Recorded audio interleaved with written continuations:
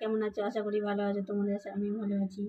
দেখো তোমাদের দাদাভাই সকালবেলা রুই মাছ নিয়েছিল, তো রুই মাছের রেসিপি করবো, সস্তা পোস্ত বাটা করবো। তো কী কী লাগে চলো তোমার সাথে শেয়ার করি। কড়াইটা বসিয়ে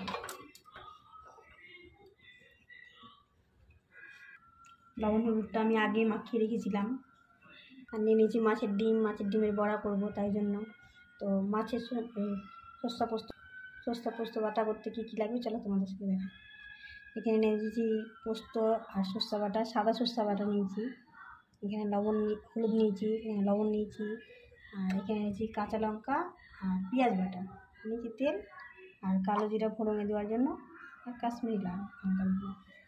কড়াইটা গরম হয়ে গেছে, এখন আমি তেল দিয়ে দিচ্ছি।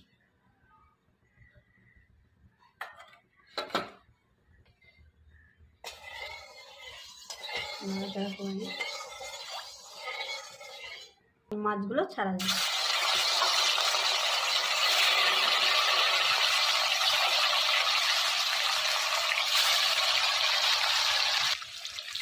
এবার আমি উল্টে দেবো।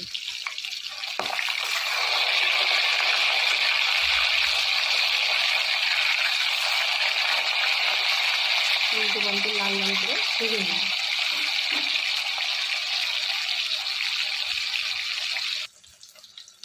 মাছগুলো খুব সুন্দর করে লাল লাল করে ভেজে নিলাম। এখন আমি লুকিয়ে নেব।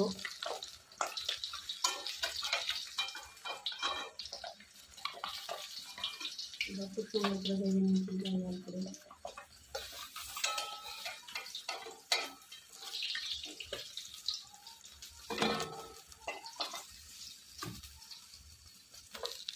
এভাবে এখন সবগুলো মাছ ভেজে নেব। সবগুলো মাছ ভাজা হয়ে গেছে, তো চলো এবার মাছের ঝোল করা যায়। মাছ ভাজার তেলেই আমি কালো জিরা ফোড়ন দিয়ে দিলাম। এবং পেঁয়াজ আর লঙ্কাটা বেটে রেখেছিলাম, ওটা দিয়ে দিই। মেরে নিই।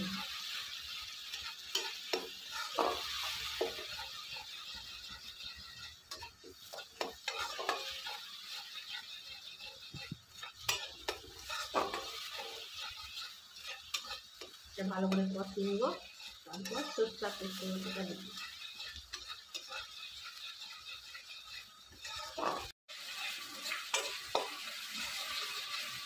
পেঁয়াজটা ভাজতে ভাজতে তেল ছেড়ে দিয়েছি মতো, এবার আমি সরষা পোস্ত বাটাটা দিয়ে দিলাম। এবার সরষা পোস্ত বাটাটা দিয়ে দিলাম। আপনারা চাইলে কালো পোস্ত দিতে পারেন।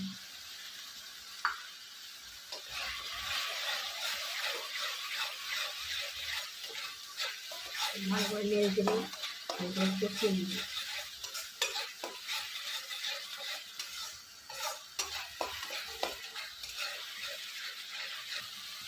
এখন এই সরষা পোস্তর বাটার একটু জল ছিল, মশলা বাটার জলটা একটু দিয়ে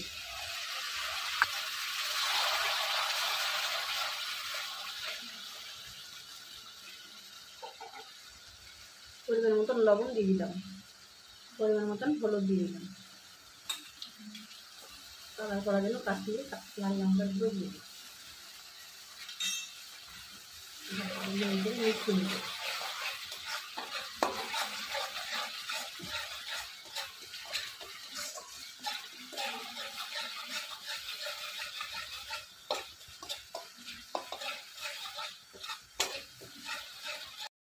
মশলাটা কষানো হয়ে গেছে, এখন আমি ঝোলের জল দিয়ে দিই। গরম জল করে রেখেছিলাম, আমি দিয়ে দিলাম।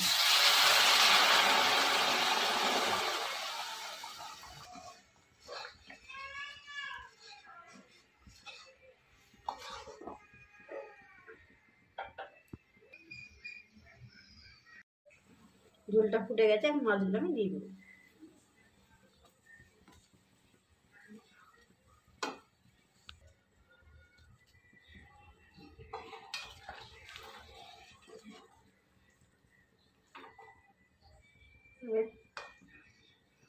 ঝোলটা ফুটে যাবে ভালো করে, মাছটা দিয়ে দিলাম, ঝোলটা ফুটে যাবে।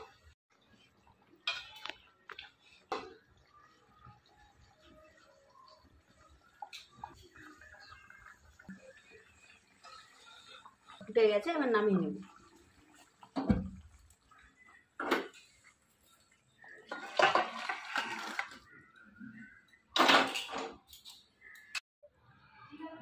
বন্ধুরা, আমার ছেলে এখন খেতে বসলো। খেয়ে টেস্ট করুক কেমন হয়েছে।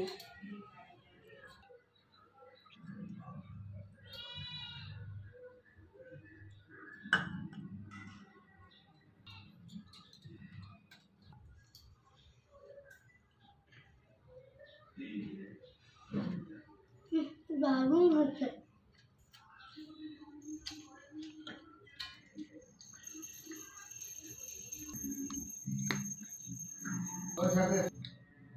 বন্ধুরা, এখানে ভিডিওটা শেষ করলাম। তো